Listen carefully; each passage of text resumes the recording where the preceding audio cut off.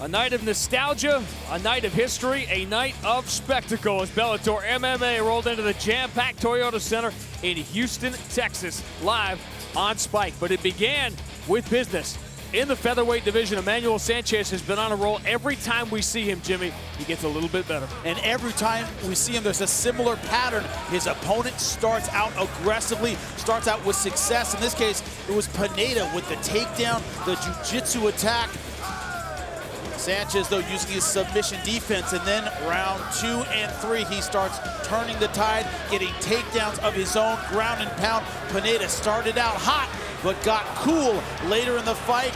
And one thing about Emanuel Sanchez, he never, ever slows down. Tonight was no exception. He finishes strong. See a beautiful right hand. He gets a split decision win. He looks so well prepared in this fight, belying his young age of 25. Now, VASSELL had waited 16 months for the rematch. He came so close to beating Emanuel Newton for the light heavyweight world title back in October of 2014. He needed this win, and he found a way to get it. And the first round looked like the first round of their first fight. VASSELL getting the takedown, dominant positions, including taking the back, but couldn't get the finish. But the groin strikes, not one, not two, but 3 by Emanuel Newton. He loses a point in the second round. A very close fight. I thought that turned the tide in a round. Emanuel Newton was winning, and then round number 3, VASSELL finishes on top. He wins a decision victory. It didn't just take the point, it changed the way Emanuel Newton was fighting. He lost the third round as a result, and VASSELL stays near the top of that pack at 205. Melvin Guillard was going to put on a show. He promised us he would. It was a show, but it didn't end the way he wanted. Yeah, he came out aggressively throwing big punches, but neglected his defense. Campos looking for the counter punches throughout this fight and landed, putting Melvin Guillard in trouble in the opening round. Guillard, a lot of guts, a lot of heart, able to survive to round number 2, even show some offense of his own.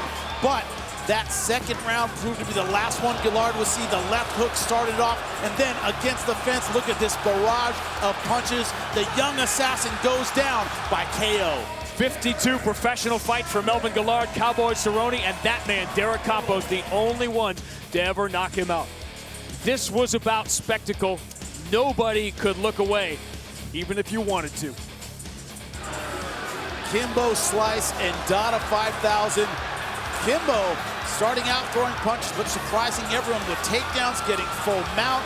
Then Dada 5000 answering back, but both guys running out of gas in the opening round. You could see Big John McCarthy looking for a reason to stop it past the first round, and Kimbo gave him a reason with this shot. Dada 5000 turning away, and that is all she wrote. He wins by TKO. He's not the referee of the year for nothing.